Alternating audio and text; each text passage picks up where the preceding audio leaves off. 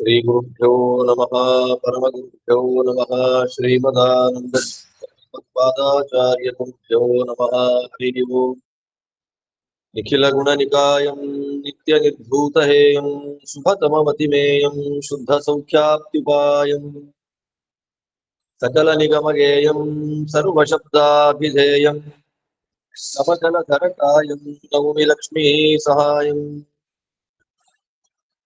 विघ्नौघवारणं सत्याशेषविश्वस्य कारणं करुणा सिन्धुमानन्दतीर्थबन्धुं हरिं भजे अभ्रमं भङ्गरहितम् अजडं विमलं सदा आनन्दतीर्थमतुलं भजे तापत्रयापहम् भवति यदनुभावादेडं कोऽपि वाग्मी जडमतिरपि जन्तुर्जायते प्राज्ञमौलिः सकलवचनचेतो देवता भारती सा मम वचसि निधत्ताम् सन्निधिं मानसे च आपादमौलिपर्यन्तं गुरूणामाकृतिं स्मरेत् तेन विघ्नाः प्रणश्यन्ति सिद्ध्यन्ति च मनोरथाः हरिः ओम् नारायणं सुरगुरुं जगदेकनाथं भक्तप्रियं सकललोकनमस्कृतं च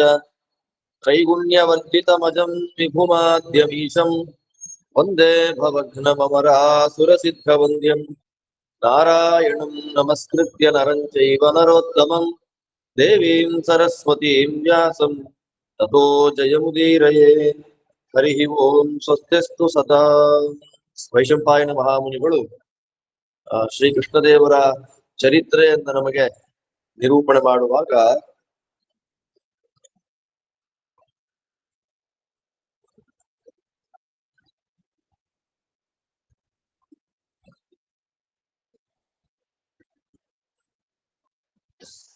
ಮುಖ್ಯವಾಗಿ ದೇವರ ಬಾಲಲೀಲೆಗಳನ್ನ ಹಾಗೆ ಭಗವಂತ ಸರ್ವೋತ್ತಮ ತಾನು ದರ್ಶನ ಮಾಡಿಸಿದಂತಹ ಗೃಹಸ್ಥ ಲೀಲೆಗಳನ್ನೆಲ್ಲ ನಿರೂಪಣೆ ಮಾಡ್ತಾ ಇದ್ದಾರೆ. ದ್ವಾರಾವತಿ ನಗರವನ್ನ ಭಗವಂತ ನಿರ್ಮಾಣ ಮಾಡಬೇಕು ಅಂತ ಸಂಕಲ್ಪವನ್ನು ಮಾಡಿಕೊಂಡ. ಯಾವಾಗ್ಲೂ ಯುದ್ಧ ಆಗ್ತಾನೆ ಇದೆ. ಯುದ್ಧ ಭೂಮಿಯಲ್ಲಿ ಹೆಚ್ಚು ದಿನ ಬದುಕಿರೋದಕ್ಕಿಂತ ಬೇರೆ ಯಾವ್ದಾದ್ರು ಒಳ್ಳೆ ಪ್ರೊಟೆಕ್ಟೆಡ್ ಲ್ಯಾಂಡ್ ಅಲ್ಲಿ ಹೋಗಿ ವಾಸ ಮಾಡೋದು ಒಳ್ಳೇದು ಅಂತ ಸಂಕಲ್ಪವನ್ನು ಮಾಡಿಕೊಂಡು ಭಗವಂತ ಎಲ್ಲ ಯಾದವರ ಮೀಟಿಂಗ್ ಅನ್ನು ಮಾಡ್ತಾನೆ. ಎಲ್ಲರ ಮೀಟಿಂಗ್ ಮಾಡಿ ಯಾಕೋ ನಮಗೆ ಸರಿ ಹೋಗ್ತಾ ಇಲ್ಲ, ಇಲ್ಲಿ ಮಥುರೆಯಲ್ಲಿ ಶ್ರೇಷ್ಠವಾದಂತಹ ನಗರ, ನಮ್ಮನ್ನ ವಿಶೇಷವಾಗಿ ಕಾಪಾಡಿಸಿದಂತಹ ನಗರ ಇದು. ಆದ್ರೆ ಇವಾಗ ಜರಾಸಂಧನ ಒಂದು ಪ್ಲಾನಿಂಗ್ ನಿಂದ ಕಾಲಯವನ ಬರ್ತಾ ಇದ್ದಾನೆ. ತುಂಬಾ ಡೇಂಜರಸ್ ಕಾಲಯವನ ಇದ್ದಾನೆ. ಯವನರಿಗೆ ಅಧಿಪತಿಯಾಗಿ ನಿಂತಿರತಕ್ಕಂತಹ ವ್ಯಕ್ತಿ. ಅವನು ಯಾವ ಒಂಟೆಗಳ ಮೇಲೆ ಕುದುರೆಗಳ ಮೇಲೆ ಬರ್ತಾನೆ, ಆ ಒಂಟೆ ಕುದುರೆಗಳು ಮಾಡಿದ ಮಲಮೂತ್ರಗಳಿಂದ ನದಿಯೇ ಸೃಷ್ಟಿಯಾಗ್ಬಿಟ್ಟಿದೆ. ಅಶ್ವಮೂತ್ರ ಅಥವಾ ಉಷ್ಟ್ರಮೂತ್ರ ಅಥವಾ ಅಶ್ವಶಕೃತ್ ಅಂತ ಎರಡು ನದಿಗಳು ಮಲಮೂತ್ರಗಳಿಂದ ನದಿಯೇ ಆಗೋಗಿದೆ. ಅವನ ಆ ಪ್ರಾಣಿಗಳಿಗೆ ಅಷ್ಟು ಸಂಖ್ಯೆ ಇದೆ ಅಂದ್ಮೇಲೆ ಶತ್ರುಗಳಿಗೆ ಎಷ್ಟು ಜನ ಇದ್ದಾರೆ ಗೊತ್ತಿಲ್ಲ. ನಮ್ಮ ಮೇಲೆ ಬಿದ್ರೆ ಯುದ್ಧ ಮಾಡ್ಲಿಕ್ಕೆ ಬಂದ್ರೆ ಅವ್ರ ಸಮಸ್ಯೆ ಆಗ್ಬಿಡುತ್ತೆ ನಮ್ಗೆ. ಆದ್ರಿಂದ ನಾವು ಬೇರೆ ಕಡೆ ಹೊರಟು ಹೋಗೋಣ ಅಂತ ಆಲೋಚನೆ ಮಾಡಿದ್ದೇನೆ.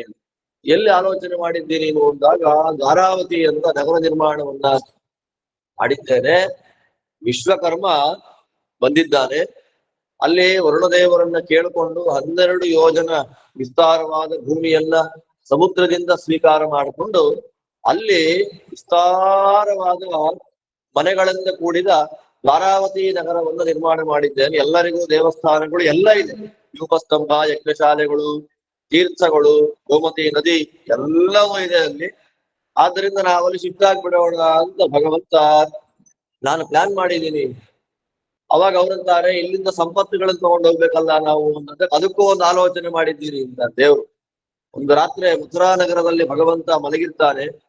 ಮಲಗಿದ್ದಾಗ ಅವನಿಗೆ ಆಲೋಚನೆ ಬಂತು ದೇವರಿಗೆ, ವಿಶ್ವಕರ್ಮನಿಂದ ನಾನು ದ್ವಾರಾವತಿ ನಗರವನ್ನು ನಿರ್ಮಾಣ ಮಾಡಿಸಿಬಿಟ್ಟಿದ್ದೇನೆ. ಆ ದ್ವಾರಾವತಿ ನಗರದಲ್ಲಿ ಯಾರು ದೇಹಿ ಅಂತ ಯಾರು ಕೇಳಬಾರ್ದು, ಅನ್ನಕ್ಕೆ ಇಲ್ಲ ಅಂತ ಯಾರು ಕೇಳಬಾರ್ದು, ಊಟಕ್ಕಾಗಿ ಸಂಪಾದನೆ ಯಾರೂ ಮಾಡಬಾರ್ದು. ಅವರ ಮನೆಯಲ್ಲೇ ಸಂಪತ್ತು ಪೂರ್ಣವಾಗಿ ತುಂಬಿರಬೇಕು ಅಂತ ಆಲೋಚನೆ ಮಾಡಿಕೊಂಡು ಕುಬೇರನಲ್ಲಿ ಅನೇಕ ಗುಹ್ಯಕರಿರ್ತಾರೆ. ಗುಹ್ಯಕ ಜಾತಿ ವಿಶೇಷ. ದೇವತೆಗಳಲ್ಲಿ ಗುಹ್ಯಕರು ಅಂತ ಕೆಲವು ಜಾತಿ ಇದೆ. ಅವರೆಲ್ಲರೂ ಕೂಡ ಕುಬೇರನಿಗೆ ಸೇವಕರು. ಅವರೆಲ್ಲ ದೇವತೆಗಳ ನಿಧಿಯನ್ನ ರಕ್ಷಣೆ ಮಾಡ್ತಾರೆ. ಸಾಮಾನ್ಯವಾಗಿ ಈ ದೊಡ್ಡ ದೊಡ್ಡ ಗುಡಿಗಳಿಗೆ ಹೋದ್ರೆ ಶಂಖನಿಧಿ, ಪದ್ಮನಿಧಿ ಅಂತೆಲ್ಲ ಇರುತ್ತೆ. ಆ ಕೈಯಲ್ಲಿ ಶಂಖ ಇಟ್ಕೊಂಡಿರ್ತಾರೆ, ಅದು ನಿಧಿ ದೇವತೆಗಳವರೆಲ್ಲ. ಅವರಲ್ಲಿ ಶಂಖನಿಧಿಯನ್ನ ಅವನು ಆಹ್ವಾನ ಮಾಡ್ತಾನೆ ಕೃಷ್ಣ. ಶಂಖನಿಧಿಯನ್ನ ಅವನು ಇನ್ವೈಟ್ ಮಾಡಿದಾಗ ಆ ಶಂಖನಿಧಿ ದೇವತೆ ಕೃಷ್ಣದೇವರಲ್ಲಿ ಒಂದು ಪ್ರಾರ್ಥನೆ ಮಾಡ್ತಾನೆ. ಸ್ವಾಮಿ ನನ್ ಯಾಕೆ ಕರೆದೆ ನೀನು ಅಂದಾಗ ಕೃಷ್ಣ ಹೇಳ್ತಾನೆ, ದ್ವಾರಾವತಿಯಲ್ಲಿ ಯಾರ ಮನೆಯಲ್ಲೂ ದಾರಿದ್ರ್ಯ ಬಡತನ ಇರಬಾರ್ದು. ನೀನು ಎಲ್ಲರ ಮನೆಯಲ್ಲಿ ನಿಧಿಗಳನ್ನ ಇಟ್ಬಿಡು. ಯಥೇಷ್ಟವಾದಂತಹ ನಿಧಿ, ಅಕ್ಷಯವಾದಂತಹ ನಿಧಿ ಆಗ್ಬೇಕು ಅಂತ ನನ್ನ ಸಂಕಲ್ಪ ಇದೆ ಅಂದಾಗ ಆ ಶಂಖನಿಧಿ ದೇವತೆ ದ್ವಾರಾವತಿಯ ಎಲ್ಲರ ಮನೆಗಳಲ್ಲಿ ಆ ನಿಧಿಯನ್ನ ಇಟ್ಟ. ಅದರಿಂದ ಎಲ್ಲ ಶ್ರೀಮಂತರಾದ್ರು, ಅಲ್ಲಿ ವಾಸ ಮಾಡಿದ್ರು ಅಂತ ಇಲ್ಲಿ ಉಲ್ಲೇಖವನ್ನು ಮಾಡ್ತಾ ಇದ್ದಾರೆ. ನಗರ ಪ್ರವೇಶವನ್ನು ವೈಭವದಿಂದ ಮಾಡಿ ಸಾವಿರಾರು ಜನ ಬ್ರಾಹ್ಮಣರಿಗೆ ಅನ್ನದಾನ, ವಸ್ತ್ರದಾನ, ಭೂದಾನ, ಗೋದಾನ, ಸುವರ್ಣದಾನ ಎಲ್ಲವನ್ನ ಮಾಡ್ತಾನೆ ಕೃಷ್ಣ. ದ್ವಾರಾವತಿಗೆ ಹೋದ್ರು ಕೂಡ ರಾಜನಾಗಿ ಉಗ್ರಸೇನ ಮಹಾರಾಜನೇ ಇದ್ದ, ಬೇರೆ ಇನ್ಯಾರೂ ಇಲ್ಲ. ಕೃಷ್ಣ ರಾಜ ಆಗ್ಲಿಲ್ಲ. ಮಥುರೆಯಲ್ಲೂ ಅವನು ರಾಜ ಆಗ್ಲಿಲ್ಲ, ದ್ವಾರಾವತಿಯಲ್ಲೂ ರಾಜ ಆಗ್ಲಿಲ್ಲ. ರಾಜಾಧಿರಾಜ ರಾಜೇಂದ್ರ ಅಂತ ಪಟ್ಟಾಭಿಷೇಕವನ್ನು ಮಾಡಿಸ್ಕೊಂಡಿಲ್ಲ ಕೃಷ್ಣ. ಹೀಗಿರುವಾಗ ಒಂದು ದಿನ ಆ ಕಾಲಯವನ ಬರ್ತಾನೆ ಅಂತ ಗೊತ್ತಾಯ್ತು. ಆ ಕಾಲಯವನ ಯಾರು ಅಂತ ಜನಮೇಜಯ ಮಹಾರಾಜರು ಪ್ರಾರ್ಥನೆ ಮಾಡಿದ್ದಕ್ಕೆ ಕಾಲಯವನ ಚರಿತ್ರೆ ಹೇಳ್ತಾರೆ. ಆ ಕಾಲಯವನ ಗಾಂಧಾರ ದೇಶದಿಂದ ಇನ್ನೂ ದೂರಕ್ಕೆ ಆ ದೇಶಗಳಿಂದ ಬಂದವನು. ಗಾಂಧಾರ ದೇಶ ಅಂದ್ರೆ ಇವತ್ತಿನ ಅಫ್ಘಾನಿಸ್ತಾನ, ಅದಕ್ಕಿಂತ ಇನ್ನೂ ದೂರ ಅಂದ್ರೆ ಯಾವ್ದೋ ಇರಾಕೋ ಇರಾನೋ ಅಲ್ಲೆಲ್ಲೋ ಇದ್ದವನು. ಅವನು ಎಲ್ಲ ಯವನರಿಗೆ ರಾಜನಾಗಿದ್ದ. ಕೋಟಿ ಕೋಟಿ ಸಂಖ್ಯೆ ಯವನರು. ಅವನನ್ನ ಸೃಷ್ಟಿ ಮಾಡಿದ್ಯಾರು ಅಂದ್ರೆ ಗರ್ಗಾಚಾರ್ಯರು, ಯಾದವರ ವೃಷ್ಣಿಗಳ ಕುಲಪುರೋಹಿತರು ಗರ್ಗಾಚಾರ್ಯರು. ಗರ್ಗಾಚಾರ್ಯರು ಬ್ರಹ್ಮಚಾರಿಗಳಾಗಿ ನೈಷ್ಠಿಕ ಬ್ರಹ್ಮಚರ್ಯವನ್ನ ಫಾಲೋ ಮಾಡ್ತಾ ಇದ್ರು. ಫಾಲೋ ಮಾಡುವಾಗ ಅವರು ಮದುವೆ ಮಾಡ್ಕೊಳ್ಳಿಲ್ಲ.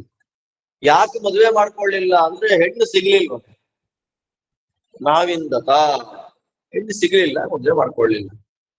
ಮದುವೆ ಮಾಡ್ಕೊಳ್ಳದೆ ಇದ್ದಾಗ ಅವರ ಮಾವ, ಸೋದರ ಮಾವ ಇದ್ದವನು, ನಿನಗೆ ಯಾಕೆ ಹೆಣ್ಣು ಸಿಗ್ಲಿಲ್ಲ ಅಂದ್ರೆ ನೀನು ಗಂಡಸಲ್ಲ.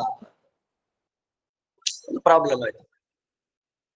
ನೀನು ಗಂಡ ಆಗಿದ್ರೆ ನಿಂಗೆ ಮದುವೆ ಆಗಿರೋದು ಅಪಮಾನ, ನೀನು ಗಂಡಲ್ಲ ಅದಕ್ಕೆ ನಿಂಗೆ ಮದುವೆ ಆಗಿಲ್ಲ ಅಂತ.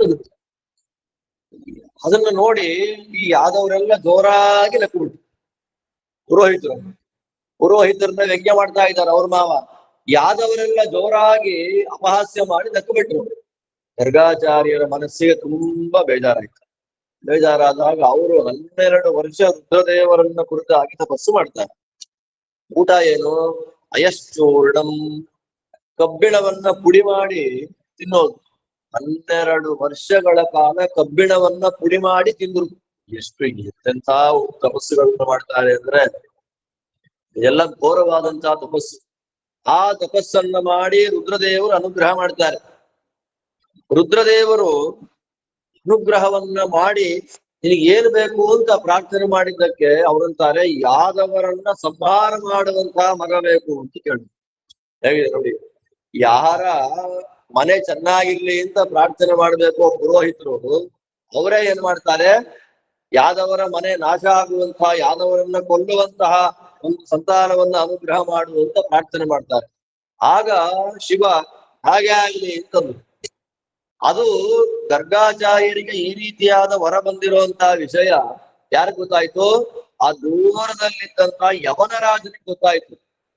ಅವನೇನ್ ಮಾಡ್ದ, ಅವನ ಮನೆಯ ಒಂದು ಹೆಣ್ಣು ಮಗಳನ್ನ ಗೋಪಿಕಾ ಸ್ತ್ರೀ ವೇಷ ಹಾಕೊಂಡು ಕಳಿಸ್ದ ಗರ್ಗಾಚಾರ್ಯನ ಹತ್ರಕ್ಕೆ. ಅವಳು ಗರ್ಗಾಚಾರ್ಯನ ಸೇವೆಯನ್ನೆಲ್ಲ ಮಾಡಿ ಗರ್ಗಾಚಾರ್ಯರಿಂದ ಗರ್ಭಾಧಾನವನ್ನ ಪಡ್ಕೊಂಡು ಗರ್ಭಿಣಿಯಾಗಿ ಹೊರಟೋದ್ರು ಅಲ್ಲಿ ಊರಿಗೆ. ಅವಾಗ ಅಲ್ಲಿ ಹುಟ್ಟಿ ಬಂದವನೇ ಈ ಕಾಲಯವ. ಅವನು ಹುಟ್ಟುತ್ತಾ ಇದ್ದಾಗೆ ನೀನು ಯಾದವರ ನಾಶಕ್ಕಾಗಿ ಹುಟ್ಟಿದ್ದು, ಕೃಷ್ಣನ್ ನಾಶ ಮಾಡ್ಬೇಕು ನೀನು ಅಂತಾಲೆ ಮಗು ಹಾಗೇ ಬೆಳೀತು. ಇಂತಹ ಕಾಲಯವನ ಅವರಪ್ಪನಿಂದ ಏನಾದ, ಒಳ್ಳೆಯ ರಾಜನಾಗಿ ಬಂದ. ಅಂತಹ ಕಾಲ ಯವನರನ್ನು, ಯವನರು ಅಂದ್ರೆ ಮ್ಲೇಚ್ಛರು, ಅವರೆಲ್ಲ ಅಲ್ಲಿಂದಲೇ ಬಂದವರು. ಆದ್ದರಿಂದ ನಮ್ಮ ದೇಶಕ್ಕೆ ಅವರನ್ನು ಫಸ್ಟ್ ಕರ್ಕೊಂಡ್ ಬಂದಿದ್ದು ಜರಾಸಂಧ. ಆ ಜರಾಸಂಧ ಏನ್ ಮಾಡ್ತಾನೆ, ಕೃಷ್ಣನ ಮೇಲಿನ ದ್ವೇಷದಿಂದ ಅಷ್ಟು ದೂರದಿಂದ ಕರ್ಕೊಂಡು ಬಂದ ಇಲ್ಲಿ. ಆ ಕಾಲಯವನ ಬರುವ ಮೊದಲಿಗೆ ಇವರೆಲ್ಲ ಹೊರಟೋಗಿದ್ದಾರೆ ದ್ವಾರಕೆ. ಕೃಷ್ಣ ಒಬ್ಬನೇ ಇದ್ದಾನೆ. ರಥದ ಮೇಲೆ ಕೂತ್ಕೊಂಡು ಬಂದ ಕಾಲಯವನು. ಯುದ್ಧ ಮಾಡಬೇಕು ಅಂತ ನೋಡ್ತಾನೆ, ಸೈನ್ಯ ಇಲ್ಲ, ಕುದುರೆ ಇಲ್ಲ, ರಥ ಇಲ್ಲ, ಯಾರೂ ಇಲ್ಲ. ಕೃಷ್ಣ ಒಬ್ಬನೇ ಇದ್ದಾನೆ. ಪೀತಾಂಬರವನ್ನ ಮೈ ಮೇಲೆ ಹಾಕೊಂಡಿದ್ದಾನೆ, ವಸ್ತ್ರವನ್ನ. ಕಾಲಯವನ ಬರ್ತಾನೆ, ಇವನು ಓಡ್ತಾನೆ. ಮಥುರಾ ನಗರದ ಔಟ್ಸ್ಕರ್ಟ್ಸ್ ನಲ್ಲಿ ಹೊರಗಡೆ ಒಂದು ಗುಹೆ ಇತ್ತು ಬೆಟ್ಟದಲ್ಲಿ. ಆ ಗುಹೆ ಒಳಗಡೆ ಪ್ರವೇಶ ಮಾಡಿಬಿಟ್ಟ. ಪ್ರವೇಶ ಮಾಡಿದ್ರೆ ಅಲ್ಲೊಬ್ಬ ಮಲಗಿ ನಿದ್ದೆ ಮಾಡ್ತಾ ಇದ್ದ. ಬಹುಶಃ ಅವರ ಮುಚುಕುಂದ, ಮಾಂಧಾತ ಚಕ್ರವರ್ತಿಗಳ ಮಗ ಮುಚುಕುಂದ, ಅವನು ಮಲಗಿಬಿಟ್ಟಿದ್ದ. ದೇವತೆಗಳ ವರ, ನಿದ್ರಾಭಂಗವನ್ನು ಯಾರು ಮಾಡ್ತಾರೆ ಅವ್ರನ್ನ ನೋಡ್ತಾ ಇದ್ದ ಹಾಗೆ ಸುಟ್ಟು ಹೋಗಿ ಆಗ್ಬಿಡಬೇಕು ಅಂತ ವರ ಅವನಿಗೆ. ಆ ಸಂದರ್ಭದಲ್ಲಿ ಏನಾಗಿದೆ, ಇವನು ಅವನು ಹೊದ್ಕೊಂಡಿದ್ದ ವಸ್ತ್ರವನ್ನ ಮುಚುಕುಂದನ ಮೇಲೆ ಹಾಕ್ಬಿಟ್ಟ. ಕಾಲಯವನ ಒದ್ದ ಅವನಿಗೆ. ನಿದ್ರಾಭಂಗ ಆಯಿತು. ಎದ್ದು ನೋಡ್ತಾ ಇದ್ದ ಹಾಗೆ ಅವನು ಸುಟ್ಟು ವಧೆ ಆಗ. ಅಲ್ಲಿ ಕಾಲಯವನ ವಧೆ ಆಯ್ತು. ವಧೆ ಆದ್ಮೇಲೆ ಇವನು ನೀನ್ ಯಾರು ಅಂತ ಕೇಳ್ತಾನೆ. ಮುಚುಕುಂದ ಭಾಗವತದಲ್ಲಿ ದೇವರ ದರ್ಶನ ಮಾಡಿ ಸ್ತೋತ್ರ ಮಾಡಿಬಿಟ್ಟ ಅಂತ ಉಲ್ಲೇಖ ಬರುತ್ತೆ. ಇದರಲ್ಲಿ ಸ್ವಲ್ಪ ವಿರುದ್ಧವಾದ ಕಥೆ ಹೇಳ್ತಾರೆ. ನೀನ್ ಯಾರು ಅಂತ ಕೇಳ್ದ. ನಾನು ಯಯಾತಿಯ ವಂಶದಲ್ಲಿ, ಯದು ಮಹಾರಾಜರ ವಂಶದಲ್ಲಿ ಬಂದಿರತಕ್ಕಂಥವನು, ವಸುದೇವನ ಮಗ ಕೃಷ್ಣ ಅಂತ ನನ್ ಕರೀತಾರೆ. ನಮ್ಮಣ್ಣ ಮದರಾಮ ಇದ್ದಾನೆ. ಯಾರಿಂದಲೂ ಮರಣವೇ ಇಲ್ಲ ಇವನಿಗೆ, ವಿಶೇಷವಾಗಿ ನಮ್ಮಿಂದ. ಅಂತಹದನ್ನ ಕೊಂದು ಉಪಕಾರ ಮಾಡಿದ್ರಿ ಸ್ವಾಮಿ ನೀವು. ದ್ವಾಪರ ಯುಗ ಅಂತ್ಯ ಬರ್ತಾ ಇದೆ ಅಂತ. ಏನ್ ನೀವೆಲ್ಲ ಎಷ್ಟಿಷ್ಟೇ ಇದ್ದೀವಿ, ಯಾವ ಕಾಲ ಇವಾಗ? ದ್ವಾಪರದ ಅಂತ್ಯ. ನಿಮ್ದು ಯಾವ್ದೋ ಒಂದು ವೈವಸ್ವತ, ಯಾವ್ದೊಂದು ಸ್ವಯಂಭವ ಮನ್ವಂತರದ ಕಾಲ ಅಲ್ಲ ಇವಾಗ. ಎಲ್ಲ ಸ್ವಲ್ಪ ಚಿಕ್ಕದಾಗಿದ್ದಾರೆ ಅಂತಂದಾಗ ಅವನು ಗುಹೆಯಿಂದ ತಲೆ ಹೊರಗಡೆ ಹಾಕ್ತಾನಂತೆ. ನೋಡಿದ, ಎಲ್ಲರೂ ಚಿಕ್ಕ ಚಿಕ್ಕವರೇ. ಅವನ ರಾಜ್ಯವೂ ಬೇರೆ ಯಾರ್ದೋ ರಾಜರ ಪಾಲಾಗಿದೆ. ನಾನಿರೋದಿಲ್ಲ ಇಲ್ಲಿ. ಕೃಷ್ಣನಿಗೆ ನಮಸ್ಕಾರವೂ ಮಾಡ್ಲಿಲ್ಲ. ಹರಿವಂಶದಲ್ಲಿ ಹೇಳ್ತಾರೆ, ಕೃಷ್ಣನಿಗೆ ನಮಸ್ಕಾರನೇ ಮಾಡ್ಲಿಲ್ಲ ಮುಚುಕುಂದ. ಅಂದ್ರೆ ನಾವೇನ್ ಅರ್ಥ ಮಾಡ್ಕೋಬೇಕು, ಭಾಗವತದಲ್ಲಿ ಹೇಳಿದ ಕಥೆ ನಾವು ತಗೊಳ್ಬೇಕಿಲ್ಲಿ. ಭಗವಂತನಿಗೆ ನಮಸ್ಕಾರ ಮಾಡಿ ಅಲ್ಲಿಂದ ಅವನು ಕಾಡಿಗೆ ಹೋಗಿ ಸಾಧನೆಯನ್ನು ಮಾಡಿಕೊಂಡು ಮೋಕ್ಷಕ್ಕೆ ಹೋದ ಅಂತ ಕಥೆ ಇಲ್ಲಿ ಹೇಳ್ತಾರೆ. ಹೀಗೆ ಕೃಷ್ಣ ಉಪಾಯದಿಂದ ಕಾಲಯವನ ಸಂಹಾರವನ್ನ ಮಾಡಾದ ಮೇಲೆ ಡೈರೆಕ್ಟ್ ಆಗಿ ದ್ವಾರಾವತಿಗೆ ಬಂದ. ಸಮುದ್ರ ತೀರದ ಎಲ್ಲಿ ದರ್ಭೆಗಳು ಜಾಸ್ತಿ ಬೆಳೆಯುತ್ತೋ ಅಲ್ಲಿ ವಾಸ ಮಾಡ್ಬೇಕಂತ. ನಾವು ಸಾಮಾನ್ಯವಾಗಿ ಎಲ್ಲಿ ವಾಸ ಮಾಡಬೇಕು ಅಂತ ಆಚಾರ್ಯರು ಸತ್ಕರ್ಮಗಳು ಎಲ್ಲ ಮಾಡಿದ್ರೆ ಪುಣ್ಯ ಬರುತ್ತೆ ಅಂತ ಹೇಳುವಾಗ, ಎಲ್ಲಿ ಮಹಾನದಿಗಳಿದೆಯೋ, ಎಲ್ಲಿ ಬ್ರಾಹ್ಮಣರಿದ್ದಾರೋ, ಎಲ್ಲಿ ತೀರ್ಥಕ್ಷೇತ್ರಗಳಿದೆಯೋ, ಮತ್ತು ಎಲ್ಲಿ ದರ್ಭೆಗಳು ಬೆಳೆಯುತ್ತೋ, ದರ್ಭೆ ಎಲ್ಲಿ ಬೆಳೆಯೋದಿಲ್ಲ ಅಲ್ಲಿ ವಾಸ ಮಾಡಬಾರ್ದು. ಮತ್ತು ನಮಗೆ ದರ್ಭೆಗಳು ಎರಡು ಜಾತಿ ದರ್ಭೆ ಸಿಗುತ್ತೆ. ಕುಶ ಮತ್ತು ಕಾಶ ಅಂತ ಎರಡಿದೆ. ಕುಶ ಕಾಶ. ಕುಶ ಸಿಗ್ಲಿಲ್ಲ ಅಂದ್ರೆ ಕಾಶ, ಕಾಶ ಆದ್ರೂ ಬೆಳಿಬೇಕು. ಇಲ್ಲೆಲ್ಲ ಬೆಳೆಯುತ್ತೆ. ಮಹಾನದಿಗಳ ತೀರ ಅಂದ್ರೆ ಕುಶಕಾಶಗಳು ಸಮೃದ್ಧವಾಗಿ ಬೆಳೆಯುತ್ತೆ. ಅಂತಹ ತೀರದಲ್ಲಿ ವಾಸ ಮಾಡಬೇಕು.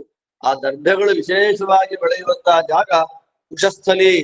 ತ್ರಿವಿಕ್ರಮ ದೇವರು ಭೂಮಿಯಿಂದ ಮೇಲೆದ್ದು ಬಂದ ಜಾಗ ಅದು. ಅಂತಹ ದ್ವಾರಾವತಿ ನಗರವನ್ನ ಭಗವಂತ ತನ್ನ ರಾಜಧಾನಿಯನ್ನಾಗಿ ಮಾಡಿಕೊಂಡು ವಿರಾಜಮಾನನಾಗಿದ್ದಾನೆ. ಹಾಗಿರುವಾಗ ಕೃಷ್ಣ ದ್ವಾರಾವತಿಗೆ ಹೋಗಿದ್ದಾನೆ, ಮಥುರೆಯನ್ನ ಬಿಟ್ಟ, ನಮಗಿನ್ನು ಪ್ರಾಬ್ಲಮ್ ಇಲ್ಲ ಅಂತ ಜರಾಸಂಧ ಪ್ಲಾನ್ ಮಾಡ್ದ. ಅರ್ಜೆಂಟ್ ಆಗಿ ಶಿಶುಪಾಲನ್ನ ಕರೀರಿ, ರುಕ್ಮಿಗೆ ಹೇಳಿ, ಭೀಷ್ಮಕ ಮಹಾರಾಜನಿಗೆ ಹೇಳಿ ರೆಡಿ ಮಾಡ್ರಿ, ನಾಳೆ ಬೆಳಗ್ಗೆನೆ ಮದುವೆ. ಅಷ್ಟು ಫಾಸ್ಟ್ ಆಗಿ ನಾವು ರುಕ್ಮಿಣಿ ನಾವು ಕಲ್ಯಾಣವನ್ನ ಶಿಶುಪಾಲನ ಜೊತೆಯಲ್ಲಿ ಮಾಡಿಬಿಡೋಣ. ಆಗ ಜನಮೇಜಯ ಮಹಾರಾಜರು ಕೇಳ್ತಾರೆ, ಇವ್ರು ಯಾರು? ರುಕ್ಮಿ ಯಾರು? ರುಕ್ಮಿಣಿ ಯಾರು? ಭೀಷ್ಮಕ ಯಾರು? ಆಗ ಕೃಚಕೈಶಿಕರ ಚಿಕ್ಕಪ್ಪ ಅಥವಾ ಮಗ, ಎರಡು ತರ ಉಲ್ಲೇಖ ಇದೆ. ಅವನು ಭೀಷ್ಮಕ ರಾಜ. ಆ ಭೀಷ್ಮಕ ರಾಜರ ಮಗ ರುಕ್ಮಿ, ಆ ಮಗಳು ರುಕ್ಮಿಣಿ. ಇವನು ರುಕ್ಮಿ ಏನ್ ಮಾಡಿದ್ದಾನೆ, ಧ್ರುವ ಅನ್ನುವಂತಹ ಒಬ್ಬ ಮುನಿಗಳ ಜೊತೆಯಲ್ಲಿ ಅಸ್ತ್ರಶಸ್ತ್ರಗಳ ಅಭ್ಯಾಸ ಮಾಡಿ ಬೇಕಾದಷ್ಟು ಪಡೆದಿದ್ದ ದಿವ್ಯವಾದ ಅಸ್ತ್ರಗಳನ್ನು. ಬ್ರಹ್ಮಾಸ್ತ್ರವನ್ನ ಪಡಿಬೇಕು ಅಂತ ಆಸೆ ಇತ್ತು ಅವನಿಗೆ. ಆ ಬ್ರಹ್ಮಾಸ್ತ್ರವನ್ನ ಯಾರ ಹತ್ರ ಅಧ್ಯಯನ ಮಾಡಿದ ಅಂದ್ರೆ ಪರಶುರಾಮ ದೇವರ ಹತ್ರ ಬ್ರಹ್ಮಾಸ್ತ್ರವನ್ನ ಪಡೆದಿದ್ದ. ಮಹಾಬಲಶಾಲಿ. ಆದ್ರೆ ಅವನಿಗೆ ಸಪೋರ್ಟ್ ಆಗಿ ಬೇರೆ ಯಾರಾದ್ರೂ ರಾಜರು ಬೇಕು ಅಂತ ಆಸೆ ಇತ್ತು. ಆ ಸಪೋರ್ಟ್ ಕೊಟ್ಟ ರಾಜ ಯಾರು? ಜರಾಸಂಧ. ಆ ಜರಾಸಂಧ ಸಾಮಾನ್ಯ ಅಲ್ಲ. ಆ ಜರಾಸಂಧ ಅವನು ರುದ್ರದೇವರ ಪರಮಾನುಗ್ರಹಕ್ಕೆ ಪಾತ್ರನಾಗಿದ್ದ ದೊಡ್ಡ ವೀರಶೈವ. ಶಾಕ್ತ ಶೈವ ತಂತ್ರ ಪ್ರವಕ್ತಾಸೌ ಜರಾಸಂಧೋ ಮಹಾಬಲಃ ಅಂತ ಶೈವ ತಂತ್ರಗಳನ್ನ ಪಾಠ ಮಾಡ್ತಾ ಇದ್ದ ವ್ಯಕ್ತಿ ಅವರು. ರುದ್ರದೇವರು ಅಂದ್ರೆ ಅವರೇ ಸರ್ವೋತ್ತಮರು. ಆಚಾರ್ಯ ಹೇಳ್ತಾರಲ್ಲ, ಗಂಗಾ ನದಿ ಹರಿಯುವ ಶಬ್ದವೂ ಅವನ ಕಿವಿಗೆ ಬೀಳಬಾರದು. ಪ್ರತಿ ಪ್ರದೋಷ ಕಾಲಕ್ಕೂ ಕೇದಾರ ಯಾತ್ರೆಯನ್ನು ಮಾಡ್ತಾ ಇದ್ದ. ಮಗಧ ರಾಜ್ಯದಿಂದ ಕೇದಾರಕ್ಕೆ ಯಾತ್ರೆ ಹೋಗ್ತಾ ಇದ್ದ. ಕೇದಾರಕ್ಕೆ ಯಾತ್ರೆಗೆ ಹೋಗುವಾಗ ಗಂಗಾ ನದಿ ಬರುತ್ತೆ. ಗಂಗಾ ನದಿ ಹರಿಯುವ ಶಬ್ದ ಕಿವಿಗೆ ಬೀಳಬಾರ್ದಂತೆ. ಅಂದ್ರೆ ವಿಷ್ಣುವಿಗೆ ಸಂಬಂಧಪಟ್ಟ ಯಾವುದೂ ನನಗೆ ಬರಬಾರದು ಅಂತ ಅವನ ಸಂಕಲ್ಪ. ಮನೆಗೆ ಭೀಮ ಅವನು ಸಂಹಾರ ಮಾಡಬೇಕಾದ್ರೆ ಮೊದಲು ಗಂಗೆಯಲ್ಲಿ ಪೂರ್ಣವಾಗಿ ಅವನನ್ನು ಅದ್ದಿ ಸಂಹಾರ ಮಾಡಿದ ಅಂತ ಉಲ್ಲೇಖ ತಾತ್ಪರ್ಯದ ಆಚಾರ್ಯ ಹೇಳ್ತಾರೆ. ಹಾಗೆ ಆ ಜರಾಸಂಧ ಶಿಶುಪಾಲನನ್ನ ತನ್ನ ಸಾಕು ಮಗ ಅಂತ ಇಟ್ಕೊಂಡ್ಬಿಟ್ಟಿದ್ದ. ಅಷ್ಟು ಪ್ರೀತಿ. ಯಾಕೆ? ಅವನು ಹೇಳಿದ ಮಾತೆಲ್ಲ ಕೇಳ್ತಾನೆ, ನನಗೆ ಫಲ ಬರುತ್ತೆ. ಇನ್ನು ಮಹಾಬಲಶಾಲಿಯಾಗಿದ್ದ ಕಂಸನನ್ನ ಹೇಗಾದ್ರೂ ಮಾಡಿ ನನ್ನ ಪಾರ್ಟಿಗೆ ಹೇಳ್ಕೊಳ್ಬೇಕು ಅಂತ ಏನ್ ಮಾಡಿದ್ದ?